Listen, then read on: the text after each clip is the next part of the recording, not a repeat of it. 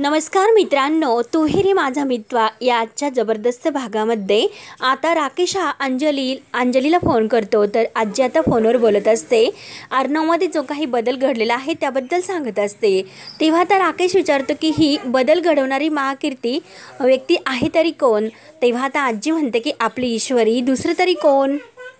तेव्हा आता ईश्वरीचं नाव ऐकल्यानंतर राकेशला तर धक्काच बसतो। आजी आपली ईश्वरी म्हटलेली असते। तर आता राकेशला जेव्हा ती अर्णवच्या गाडीसमोर आलेली आहे ऑफिस समोर, तेव्हाचे क्षण आठवतात। राकेश विचारतो की आपली ईश्वरी, आपली। तेव्हा आजी म्हणते की हो ना। तर राकेश म्हणतो की तीच मुलगी आहे ना जेव्हा अर्णव गोडाऊनमध्ये आग लागली होती आणि ती बेशुद्ध पडली होती, तिला घरी घेऊन आला होता। तेव्हा आजी म्हणते की हो, तीच मुलगी आहे ईश्वरी। आणि मात्र दोघे एकत्र पूजा करताना इतके गोड दिसत होते, काय सांगू मी तुम्हाला।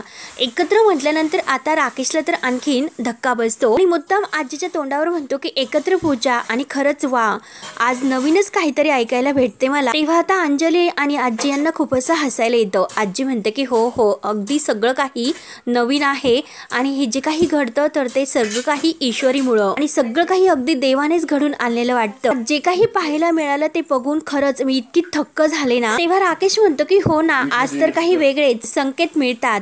तेव्हा आजी म्हणते की काय। तर राकेश म्हणतो की नाही, देव तर काही वेगळेच संकेत देत असतो। तेव्हा आजी लगेच म्हणते की आता मात्र मला काय वाटतं, राकेश आणि ईश्वरी या दोघांचा विचार करायला काही हरकत नाही। याबद्दल तर मी अंजलीशी बोलले, परंतु जावे बापू, मला तुमचा सुद्धा सल्ला हवा आहे। परंतु आता राकेशला हे ऐकल्यानंतर खूप असा राग येतो। थोडासा गंभीर होऊन तो म्हणतो की सल्ला आणि माझा। आजी म्हणते की हो हो, एक काम करा, तुम्ही जरा वेळ काढा आणि लगेच घरी या, मग आपण जरा निवांत बोलूयात, आणि ठेवू का फोन। तेव्हा आता राकेश म्हणतो की हो हो, आणि तो फोन ठेवतो। परंतु राकेशला तर खूप आता टेन्शन येते, कारण आजी आणि अंजली, ईश्वरी आणि अर्णव या दोघांच्या बद्दल विचार करतात। त्यावर आता इकडे फोन ठेवल्यानंतर आजीला इतका आनंद होतो। ती अंजलीला म्हणत असते की अगं, माझं मन इतकं घोड्याप्रमाणे धावतंय, कारण माझ्या मनातील इतक्या दिवसाची इच्छा आहे ती कुठेतरी पूर्ण होईल असं वाटतं, आणि आता त्यासाठी ईश्वरीची पत्रिका सुद्धा आपण बघून घ्यायला हवी। त्यावर आता अंजली म्हणते की पत्रिका। तर आजी म्हणते की हो, पत्रिका, आणि विसरलीस का तू, गुरुजी आपल्याला काय म्हणाले होते की पत्रिका बघा आणि मगच पुढे जा। त्यावर आता अंजली म्हणते की अगं आजी, पण पत्रिका कशी मागू मी तिच्याकडे। तेव्हा आता आजी म्हणते की हे बघ, पत्रिका मागायची काही गरज नाही, जन्मतारीख, जन्मवेळ आणि जन्मठिकाण मिळालं तर पुरेसं आहे। त्यावर आता अंजली म्हणते की अगं, इतकी जी काही परफेक्ट माहिती कोण देईल बरं आपल्याला। आजी म्हणते की काय ग, तू माझी नात तर आहेस ना, मग काहीतरी असं डोकं लढव। तेव्हा अंजली म्हणते की कसं, आणि हे बघ, काम तर होऊनच जाईल, जन्मतारीख आणि वेळ हे सर्व काही आता मी मिळवतेच, बघतच राहा तू। तेव्हा आजी खुश होते आणि अंजलीच्या हातामध्ये हात देत म्हणते की यस। दोघी अगदी खुश होतात। त्यानंतर आता आकाश आणि नम्रता ही थोडेसे बाजूला येतात। तर आकाश नम्रताला म्हणतो की बरं झालं तुम्ही इथे आलात, कारण आजीला आमच्या ईश्वरीचं खरंच खूप कौतुक आहे। तेव्हा मागे गोडाऊनच्या आगीत त्या जेव्हा घरी आल्या होत्या, तेव्हा नम्रता म्हणते की हो हो। तर आकाश विचारतो की पण ईश्वरीच्या घरी कोण कोण आहे हे मला माहिती नव्हतं, म्हणजे तुम्ही तिच्या बहीण आहात हे सुद्धा। तेव्हा नम्रता म्हणते की हो हो, मी आणि ईशू आत्यासोबत इथे मुंबईला राहतो, आणि आमच्या आई बाबा हे इंदोरला असतात। त्यावर आता आकाश विचारतो की तसंही तुम्ही ऑफिस बघितलं का सगळं। नम्रता म्हणते की हो, म्हणजे कसं की ईश्वरी मला नंतर सर्व काही ऑफिस दाखवेल, परंतु आता ती जरा बिजी आहे। त्यावर आता अर्णव म्हणतो की अच्छा, पण तसंही मी सुद्धा तुम्हाला सगळे काही ऑफिस दाखवू शकतो, म्हणजे कसं की तुमची हरकत नसेल तर। त्यावर आता नम्रता म्हणते की नाही, नको, राहून द्या। तर आकाश विचारतो की तुम्ही फार काही कोणाशी इतकं बोलत नाही का। त्यावर आता नम्रता म्हणते की जरा ओळख होण्यासाठी मला वेळ लागते। तर आता म्हणजे आकाश म्हणतो की मी आकाश, आणि तो स्वतःची ओळख करून देतो आणि म्हणतो की बघा, झाली ओळख। तर नम्रताला हसायला येतं। तर नम्रता आकाशला म्हणते की येतात ना तुम्ही महाप्रसादाला, मग चला। तर आकाश म्हणतो की हो हो, चला। तेव्हा आकाश मात्र काही हा नम्रताचा पिच्छा सोडायला काही तयार नसतो, सारखा मागे मागेच तो तिच्या करत असतो। तेव्हा आता ही गणूबाप्पाच्या मूर्तीजवळ येतात। तर नम्रता ही त्या निरांजनमध्ये तेल ओतत असते, आणि आकाश सारखा तिच्याकडे एकटक पाहत असतो। तेव्हा नम्रताला खूप असं लाजल्यासारखं होतं, आणि ती आकाशकडे स्माईल करत पाहते। तेव्हा आकाश तर आणखीन खुश होतो आणि एकसारखा तो आता ह्या नम्रताकडे पाहत असतो आणि तेवढ्यात तेथे ईश्वरी ही नैवेद्याचं ताट घेऊन येते। तेव्हा आता आकाश आणि नम्रता एकमेकांकडे बघत आहे हे ईश्वरीचं लक्ष जाते। ईश्वरी आता त्या दोघांकडे एकटक पाहत असते। तेव्हा ईश्वरीला खूप असं हसायला येतं आणि ती आपल्या गालातल्या गालात हसते आणि आपल्या नैवेद्यासाठी जे काही ती व्यवस्थित आहे ते करत असते। परंतु तिच्या मागे एक माणूस बसलेला असतो आणि तो मात्र आता या सर्वांचे फोटो काढत असतो, ईश्वरीचे सुद्धा आणि ह्या नम्रता आणि आकाशचे सुद्धा। आणि तेवढ्यात आकाश सारखा नम्रताकडे बघता बघता जो काही तो काडी ओढायला जातो तर त्याचा चटका त्याला बसतो। तेव्हा आता ईश्वरीला सुद्धा खूप हसायला येतं आणि नम्रताला सुद्धा। तेव्हा मात्र आता तो माणूस फोटो काढत असतो तर ईश्वरी देवाला नैवेद्य दाखवते आणि देवाला नमस्कार करते आणि मुद्दाम ते आकाश आणि नम्रता या दोघांकडे बघितलं नाही असं नाटक करते आणि हसतच ती बाजूला निघून जाते। त्यानंतर आता इकडे अर्णव हा लावण्याशी बोलत असतो तर काहीतरी कामावरती गेलेली आहे असं ती अर्णवला दाखवते। तर अर्णव म्हणतो की खरंच तू आता त्या कामावर गेली, खरंच मी तुझ्यावर इतका इम्प्रेस झालो आणि सण आहे म्हणून काही कामं थांबवायची नसतात। क्वालिटी बद्दल कंप्लीट झाल्यानंतर जे काही माल आहे ते व्यवस्थित तेथे गोडाऊन मध्ये ठेवायला सांग आणि आज संध्याकाळीच त्यांना पाठवण्यात येईल। तेवढ्यात अंजली ही अगदी लंगडत लंगडत तेथे येते आणि अर्णवचं बोलणं ऐकून लगेच त्याच्या कानाला जो काही मोबाईल आहे तर तो काढून आपल्या हातात घेते। तेव्हा अर्णवला थोडासा राग येतो परंतु आपली ताई आहे हे बघून तो थोडासा शांत होतो आणि तो अंजलीला म्हणतो की ताई तू हे काय करतेस? तर अंजली म्हणते की हे बघ अर्णव, माझं तुझ्याकडे एक काम आहे। त्यावर आता अर्णव विचारतो की बोल काय काम आहे बरं? तेव्हा आता अंजलीचं जे काही काम असतं त्यासाठी मात्र तिने एक प्लॅन मस्त लढवलेला असतो। ती म्हणते की मला सात्विक फॅशनचे जे काही स्टाफ आहे तर त्या प्रत्येकाच्या जन्मवेळ जन्मतारीख सगळं काही मला डिटेल्स माहिती हवी। त्यावर आता अर्णव म्हणतो की कशासाठी? तर अंजली म्हणते की मी तुला जे काम सांगितले ते फक्त तू काम कर। त्यावर आता अर्णव म्हणतो की ताई अगं बर्थडे डेट ही सांगू शकतो परंतु जन्मवेळ हे नाही सांगू शकत, हे तर फार अवघड आहे। त्यावर आता अंजली म्हणते की अरे अवघड आहे म्हणून तुला हे सर्व करण्यासाठी सांगते, नाहीतर मी कुणाला सुद्धा विचारलं असतं आणि तू तर फार प्रश्न विचारतोस। अरे हे काम असं आहे की एका फोनवर सुद्धा होऊ शकतं आणि मला तू करणार आहे की नाही हे सांग अगोदर। त्यावर आता अर्णव म्हणतो की बरं ठीक आहे बघतो मी। आणि तेवढ्यात आता हे दोघे बोलत असताना नम्रता तेथे येते आणि अंजली ताई असं म्हणते तर अंजली खुश म्हणते की हो हो ये आणि नम्रता म्हणते की येताना महाप्रसादासाठी? अंजली म्हणते हो हो आणि तेवढ्यात आकाश सुद्धा धावत येतो। आकाश अंजलीला म्हणतो की ताई सर्वांना महाप्रसादासाठी बोलावलं? अंजली म्हणते की हो हो आणि नम्रता तेच सांगण्यासाठी आली होती। तर आकाश तिच्याकडे पाहतो आणि हो का असे विचारतो। तेव्हा नम्रता सुद्धा हसून म्हणते की हो हो। तर अर्णव सुद्धा आता या दोघांकडे बघत असतो। आकाश खूप हसून आणि प्रेमाने म्हणत असतो की जर अगोदर सांगितलं असतं तर आपण दोघे एकत्रच आलो असतो ना। त्यावर आता अंजली म्हणते की बरं तुम्ही दोघे पुढे व्हा, आम्ही आलोच। तर आकाश आता नम्रताला अगदी आग्रहाने म्हणतो की या ना आणि दोघे एकत्र जातात। आकाश सारखा आता नम्रताच्या मागे पुढेच करत असतो। तेव्हा अर्णव लगेच आता अंजलीला विचारतो की ही कोण?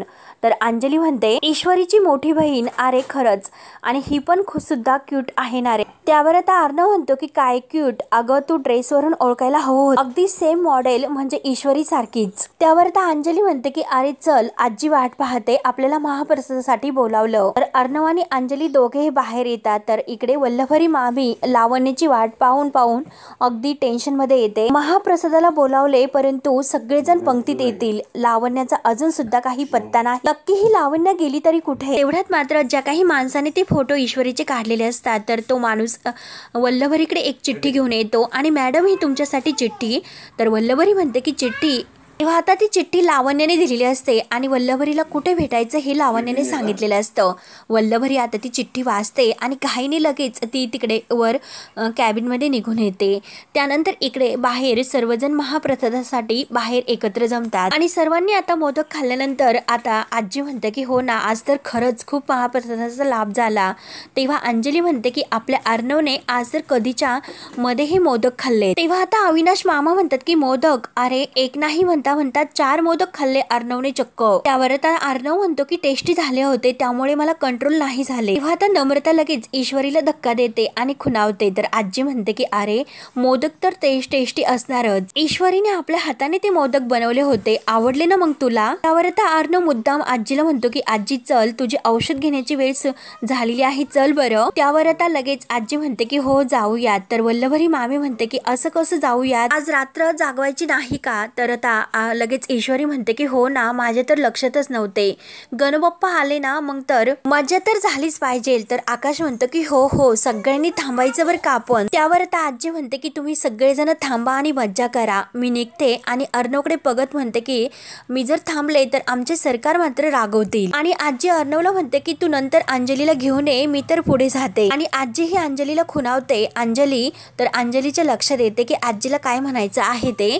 तर लगेच आता अंजली अर्णवला म्हणते की हो हो अर्णव, आपण सर्वजण एकत्र जाऊया. त्यावर आता अर्णव आजीला म्हणतो की चल मी तुला गाडीपर्यंत सोडतो. तर आजीला हसायला येतं आणि ती आता अर्णवला इतकं लाडाने म्हणते की हो हो माझं सोना बाळ. त्यावर आता आकाश अंजली जवळ येतो आणि तिला टाळी देत म्हणतो की ताई, आज तर खूपच मज्जा येणार आहे.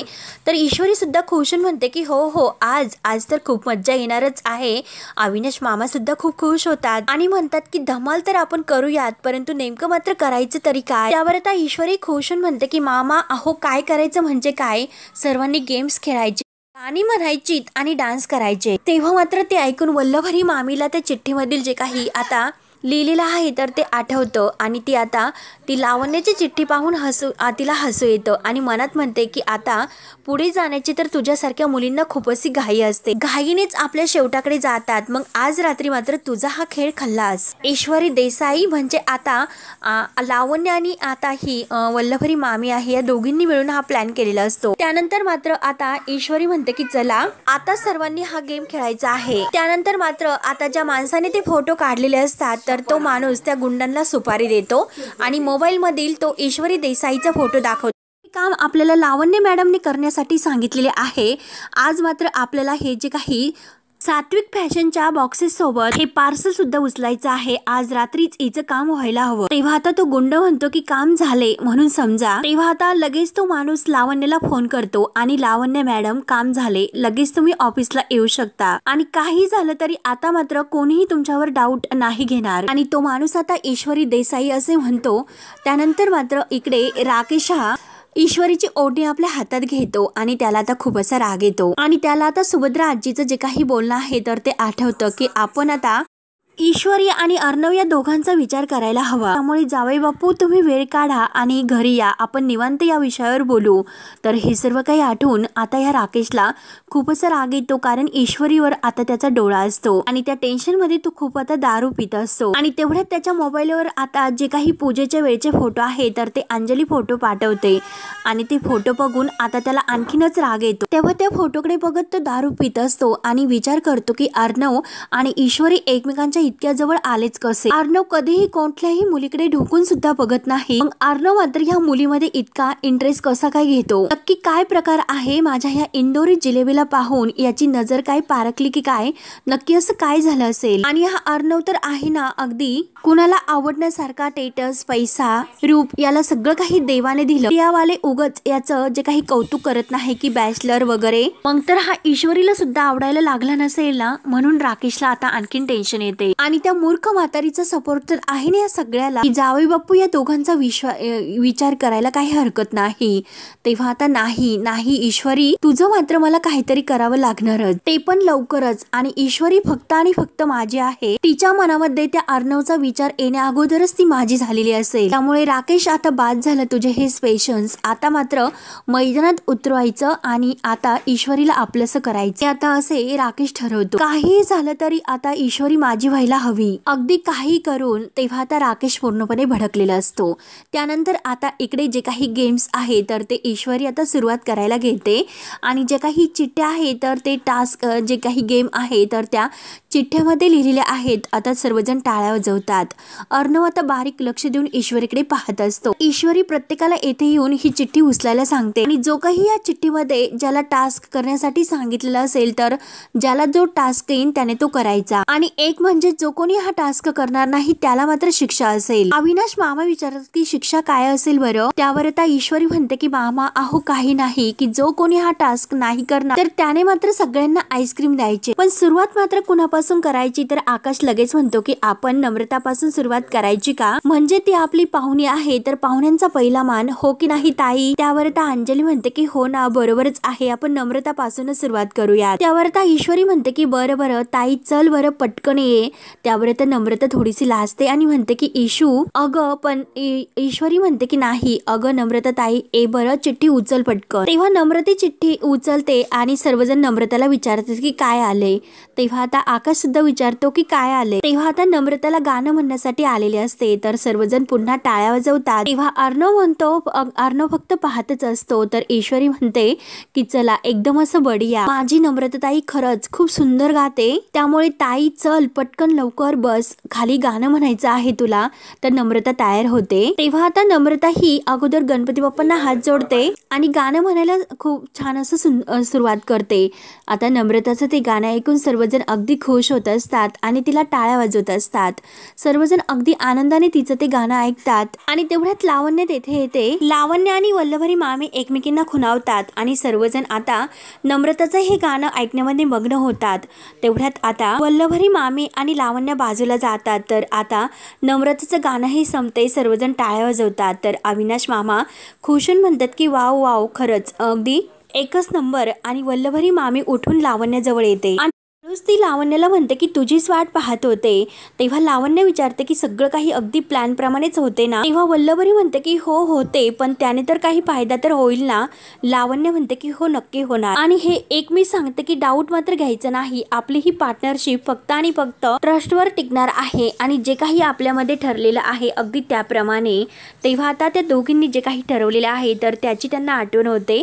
वल्लभरी मामी तिला सांगत असते की हे बघ, तुझा पत्ता कधी कट केला जाईल हे तुला सुद्धा कळणार नाही, कारण त्या ईश्वरीने घरच्यांना तर अगदी खिशात घातलेलेच आहे आणि आता अर्णवला सुद्धा. तर लावण्य रागाने म्हणते की हे बघ, AR फक्त आणि फक्त माझा आहे, फक्त माझा, त्याच्या मनामध्ये मी माझ्याशिवाय दुसरा कुणाचाच विचार नाही येऊन देईन. तेव्हा वल्लभरी मामी तिला म्हणलेली असते की अगं पण ती ईश्वरी अर्णवच्या किती जवळ गेलेली आहे हे तर तू बघितलंस ना, त्यामुळे लवकरात लवकर तू काहीतरी कर, नाहीतर खूप असा उशीर झालेला असेल. आणि ह्या सगळ्यामध्ये मात्र अगं लावण्या, मी तुझ्या सोबत आहे एवढंच सांगण्यासाठी मी इकडे तुझ्याकडे आले होते. तेव्हा वल्लभरीचं हे बोलणं ऐकून लावण्य विचारते की म्हणजे या सगळ्यामध्ये तुझा काही इंटरेस्ट आहे.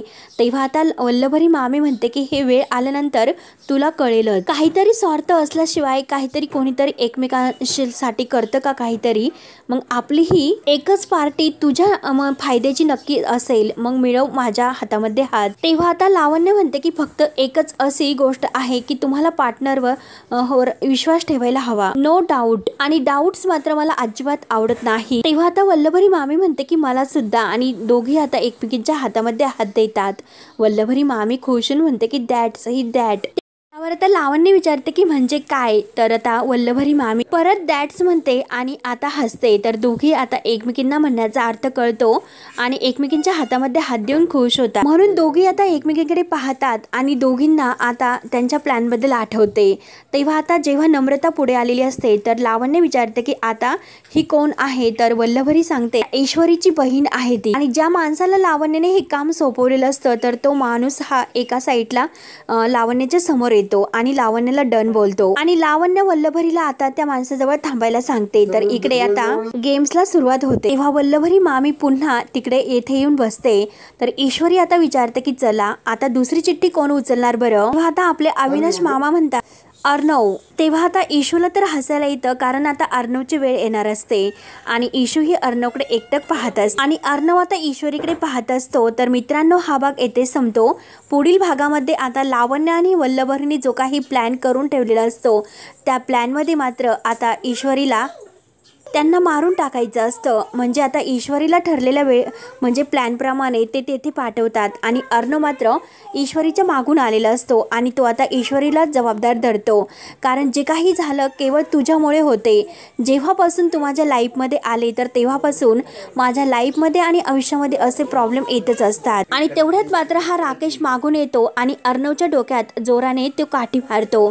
तेव्हा आता ईश्वरी जोरात सरस ओरडते आणि अर्णव लगेच बेशुद्ध बेशुद्ध होऊन खाली पडतो तेव्हा आता राकेश लगेच ईश्वरीला ओढतो, तिच्या अंगावरची ओढणी धरून ओढतो। ईश्वरी खूप अशी घाबरते, तो तिला खाली ढकलून देतो तर ईश्वरी खाली पडते आणि आता राकेश तिच्यावर जबरदस्ती करण्याचा प्रयत्न करतो। तेव्हा ईश्वरी खूप अशी किंचाळत असते तेव्हा अर्णव आता पुन्हा शुद्धीवर येतो आणि हे सर्व पाहून त्याला खूप असा राग येतो।